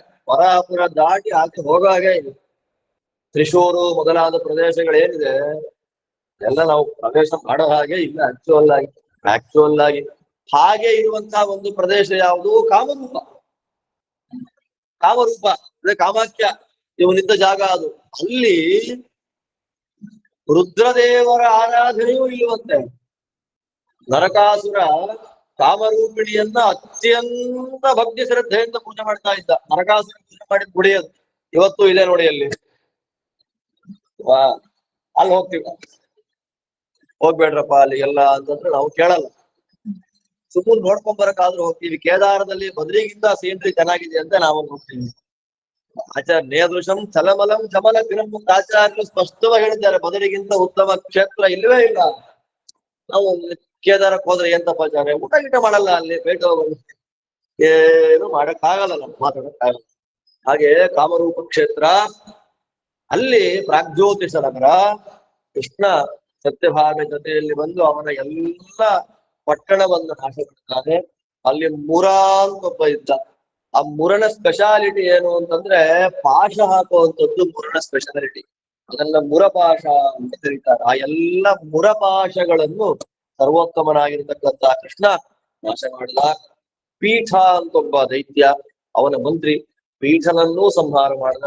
ಇದ್ರಲ್ಲಿ ದಾಮೋದರ ಸ್ತೋತ್ರ ಬರುತ್ತಲ್ಲ, ಜಯ ಪೀಠಾರೇ, ಪೀಠನನ್ನ ಸಂಹಾರ ಮಾಡಿದ. ನರಕನ ಜೊತೆಯಲ್ಲಿ ಯುದ್ಧ ಮಾಡಿ ಚಕ್ರ ಪ್ರಯೋಗ ಮಾಡಿ ನರಕಾಸುರನ ವಧೆಯನ್ನ ಮಾಡ್ತಾನೆ ಸ್ವಾಮಿ. ವಧೆಯನ್ನ ಮಾಡಿದ್ಮೇಲೆ ನರಕಾಸುರನ ಮನೆಯೊಳಗೆ ಹೋದ. ಅಲ್ಲಿದ್ದ ಎಲ್ಲ ಸಂಪತ್ತುಗಳನ್ನು ದೇವತೆಗಳನ್ನು ಬಿಟ್ಟು ಸಾವಿರಾರು ಆನೆಗಳ ಮೇಲೆ ದ್ವಾರಾವತಿಗೆ ಅದನ್ನ ಕಳಿಸಿದ. ಹೆಣ್ಣು ಮಕ್ಕಳನ್ನ ನಾವೇನ್ ಮಾಡ್ಬೇಕು ಅಂದ್ರು, ನಿಮ್ ಮನೆ ಹೊರಟೋದ್ರಿ ಕೃಷ್ಣ. ಅವ್ರಂತಾರೆ, ಸ್ವಾಮಿ ಚಿಕ್ಕ ಮಕ್ಕಳಾದಾಗ ನಾವು ಬಂದಿದ್ದು, ಈಗ ದೊಡ್ಡವರಾಗ್ಬಿಟ್ಟಿದ್ದೇವೆ, ನಮಗೆ ಯಾರು ಕಲ್ಯಾಣ ಮಾಡ್ಕೊಳ್ತಾರೆ ಗೊತ್ತಿಲ್ಲ, ನೀನೇ ಉದ್ಧಾರ ಮಾಡ್ಬೇಕು ಅಂದಾಗ ಈ ಆನೆಗಳ ಮೇಲೆ ಕೂತ್ಕೊಂಡು ಧಾರಾವತಿಗೆ ಹೋಗಿ ವೆಯ್ಟ್ ಮಾಡ್ರಿ, ನಾನು ಬಂದು ನಿಮ್ಮನ್ನ ಕಲ್ಯಾಣ ಮಾಡಿ ಉದ್ಧಾರ ಮಾಡ್ತೇನೆ ಅಂತಂದು ದೇವತೆಗಳ ಪದಾರ್ಥಗಳನ್ನೆಲ್ಲ ಕೊಟ್ಟ. ಅದಿತಿ ದೇವಿಗೆ ಸಂಬಂಧಪಟ್ಟ ಕುಂಡಲವನ್ನ ಅವನು ತಗೊಂಡು ಸತ್ಯಭಾಮಾದೇವಿಯ ಜೊತೆಯಲ್ಲಿ ಹೊರಟ. ಅಲ್ಲಿಗೆ ಎಲ್ಲಿಗೆ? ಸ್ವರ್ಗಕ್ಕೆ ಹೋದ. ಒಳ್ಳೆಯ ಸ್ವಾಗತ. ಏನು ಅವನಿಗೆ ಸ್ವಾಗತ ಸಿಕ್ತು ಅಂತಂದ್ರೆ, ನಿಂದೇ ಅಲ್ಲ ಅಂದ್ರು. ಅದಿತಿ ದೇವಿಗೆ ಕುಂಡಲವನ್ನ ಕೊಡ್ತಾನೆ ಸ್ವಾಮಿ. ಕುಂಡಲವನ್ನ ಕೊಟ್ರೆ ತುಂಬಾ ಸಂತೋಷ ಆಯ್ತು. ಪಾಯಸ ಪರಮಾನ್ನಗಳ ಊಟ ಆಯ್ತು. ಸಿಂಹಾಸನದ ಮೇಲೆ ಕೂತ್ಕೊಂಡ. ನಿಂದೆ ನಂದನ ವನ ಅಂತ ಇದ್ರ, ನಂದನ ವನದಲ್ಲಿ ಓಡಾಡುವಾಗ ಪಾರಿಜಾತ ವೃಕ್ಷವನ್ನ ಆಸೆ ಪಟ್ಟು ಸತ್ಯಭಾವೆ ಅದನ್ನು ತೆಗಿತಾ ಇದ್ದಾಗೆ ಎಲ್ಲ ಯುದ್ಧಕ್ಕೆ ಬಂತು. ಅಷ್ಟದಿಕ್ಪಾಲಕರ ಯುದ್ಧಕ್ಕೆ ಬರ್ತಾರೆ. ಆ ದಿಕ್ಪಾಲಕರನ್ನೆಲ್ಲ ಸೋಲಿಸಿ ಓಡಿಸಿಬಿಟ್ಟ ಕೃಷ್ಣ. ಇಂದ್ರ ಪ್ರಾರ್ಥನೆ ಮಾಡ್ತಾನೆ, ಸ್ವಾಮಿ ನಿಂದೆ ಭೂಮಿಗೆ ಹೊರಟೋದ್ರೆ ಭೂಮಿಗೂ ಸ್ವರ್ಗಕ್ಕೂ ಏನ್ ಡಿಫರೆನ್ಸ್ ಇರಲ್ಲ ಅಂದಾಗ, ನಾನು ಇರೋ ತನಕ ಇರುತ್ತೆ, ಮತ್ತೆ ವಾಪಸ್ ಬಂದ್ಬಿಡತ್ತಪ್ಪ, ಟೆನ್ಷನ್ ಮಾಡ್ಕೋಬೇಡ ಅಂತ ಹೇಳಿ ಆ ಭೂಮಿಗೆ ತಂದಿದ್ದಾನೆ. ಕೃಷ್ಣದೇವರು ಧಾರಾವತಿಗೆ ಬರ್ಬೇಕಾದ್ರೆ ಬಳ್ಳಿ ತೋರಿಸ್ತಾರೆ ಸತ್ಯಭಾಮಾದೇವಿಗೆ. ದ್ವಾರಕ್ಕೆ ಹೇಗಿದೆ, ಗರುಡ ದೇವರ ಮೇಲೆ ಕೂತು ನೋಡಿದಾಗ ಪೈಟಲ್ ಹೋಗ್ಬೇಕಾದ್ರೆ ಕಾಣುತ್ತಲ್ಲ ಭೂಮಿ, ಹಾಗೆ ಬಳ್ಳಿ ದ್ವಾರಕ್ಕೆ ಹೇಗಿದೆ ನೋಡು. ಬ್ರಹ್ಮದೇವರ ಗುಡಿ, ಶಿವನ ದೇವಸ್ಥಾನ, ಗೋಮತಿ ನದಿ, ಚಕ್ರಾಂಕನ ತೀರ್ಥ, ಶಂಕೋದ್ಧಾರ, ನಿನ್ನ ಮನೆ, ನನ್ನ ಮನೆ, ನಮ್ಮಪ್ಪನ ಮನೆ ಅಂತ 2 ಅಧ್ಯಾಯದಲ್ಲಿ ಬರಡಿಯು ಹೇಗಿದೆ ದ್ವಾರಾವತಿ ಅಂತ. ಅಲ್ಲಿ ದ್ವಾರಾವತಿ ಮೇಲಿಂದ ನೋಡಿದ್ರೆ ರತ್ನಗಳ ಕಾಂತಿಯಿಂದ ಹೊಳಿತಾ ಇತ್ತು. ದ್ವಾರಾವತಿ ನಗರದ ಒಳಗೆ ಅಯೋಗ್ಯರಿಗೆ ಪ್ರವೇಶವೇ ಇಲ್ಲ. ಯಾರು ಚಕ್ರಶಂಖಗಳನ್ನು ಹಾಕೊಂಡಿದ್ದಾರೆ, ಚಕ್ರಶಂಖ ಕಾಣಬೇಕು ಅವ್ರ ಕೈಯಲ್ಲಿ, ಅಂಥವರಿಗೆ ಮಾತ್ರ ದ್ವಾರಾವತಿ ನಗರದ ಒಳಗೆ ಪ್ರವೇಶ. ಕೃಷ್ಣ ಆದೇಶ ಮಾಡಿದ್ದ, ಚಕ್ರಶಂಖ ಲಾಂಛನವನ್ನ ಯಾರು ಧರಿಸಿದ್ದಾರೆ ಅವರು ಮಾತ್ರ ದ್ವಾರಕ್ಕೆ ಬರ್ಬೇಕು, ಬೇರೆಯವರು ಬರಬಾರದು. ಗೋಪಿಚಂದ್ರನ ಸಿಗೋ ದೊಡ್ಡ ಜಾಗ ಅದೇ. ತೋರಿಸಿದ, ಕರ್ಕೊಂಡು ಬಂದ್ಮೇಲೆ ಕೃಷ್ಣದೇವರಿಗೆ ವಿಶೇಷವಾಗಿ ಸ್ವಾಗತ ಆಯಿತು. ಸತ್ಯಭಾಮಾದೇವಿಯ ಮನೆಯಲ್ಲಿ ಪಾರಿಜಾತವನ್ನ ಇಟ್ಟಿದ್ದಾರೆ. ಪಾರಿಜಾತವನ್ನ ಇಟ್ಟ ಮೇಲೆ ಏಕನಾಂಶ ಅಂತ ಒಬ್ಬಳೆ ಹೆಣ್ಣು ಮಕ್ಕಳು ಬಂದು, ಹರಿವಂಶದಲ್ಲಿ ಮಾತ್ರ ಬರುವಂಥದ್ದು ಏಕನಾಂಶಾದೇವಿ. ಆ ಏಕನಾಂಶಾದೇವಿ ಯಾರು? ಅವಳಿಗೆ ಏಕನಾಂಗ ಏಕನಾಂಶ ಅಂತ 1 ಅಧ್ಯಾಯ 16 ಶ್ಲೋಕದಲ್ಲಿ ಮಾತ್ರ ಅವಳ ಬಗ್ಗೆ. ಅವಳು ಯಾರು ಅಂತಂದ್ರೆ, ಕೃಷ್ಣದೇವರ ತಂಗಿಯಾಗಿ ಹುಟ್ಟಿದ್ಲಲ್ಲ, ಯಶೋಧಾದೇವಿಯ ಮಗಳಾಗಿ ಅವಳು ಯಾರ ಕಣ್ಣಿಗೂ ಕಾಣಿಸದೆ ದೇವಕಿ ಮನೆಯಲ್ಲೇ ಬೆಳೆದಿದ್ದಂತೆ. ಅವಳೆಲ್ಲ ಕೃಷ್ಣನೂ ತಂಗಿ ಅಂತ ಸ್ವೀಕಾರ ಮಾಡ್ಕೊಂಡಿದ್ದ, ಬಲರಾಮನೂ ತಂಗಿ ಅಂತ ಸ್ವೀಕಾರ ಮಾಡ್ಕೊಂಡಿದ್ದ. ಅವರಿಬ್ಬರೂ ಆ ಕಡೆ ಈ ಕಡೆ ನಿಂತ್ರೆ ಆ ಏಕನಾಂಗಾದೇವಿ ಮಧ್ಯದಲ್ಲಿ ನಿಂತ್ಕೊಳ್ತಾ ಇತ್ತಂತೆ. ನಮ್ಗೆ ಎಲ್ಲಿದೆ ಈ ತರ? ಪುರಿ ಜಗನ್ನಾಥದಲ್ಲಿ ಸುಭದ್ರಾದೇವಿ ಅಂತಾರೆ. ಸುಭದ್ರೆ ಅಲ್ಲ ಅದು.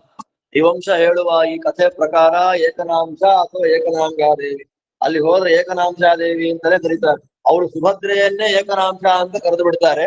ಬಟ್ ಹರಿವಂಶದಲ್ಲಿ ಈ ಅಧ್ಯಾಯದಲ್ಲಿ ಮಾತ್ರ ಸುಭದ್ರೆ ಅನ್ನೋ ಹೆಸರನ್ನು ಹೇಳೋದೇ ಇಲ್ಲ, ಏಕನಾಂಶಾದೇವಿ ಅಂತಲೇ ಸ್ಪಷ್ಟವಾಗಿ ಹೇಳ್ತಾರೆ. ಯಶೋದಾಯ ಸುತಾಂ ದಿವ್ಯಾ ಏಕನಾಂಗಾಂ ಚತುರ್ಭುಜಾಹ ಅಂತ ಏಕನಾಂಗಾದೇವಿಯನ್ನ ಕೃಷ್ಣ ಬಲರಾಮರಿಬ್ಬರು ತಂಗಿಯಂತೆ ಬಹಳ ಪ್ರೀತಿ ಮಾಡ್ತಾ ಅವಳು ಬ್ರಹ್ಮಚಾರಿಣಿ ಆಗಿತ್ತು ಅಂತ ಹೇಳ್ತಾರೆ.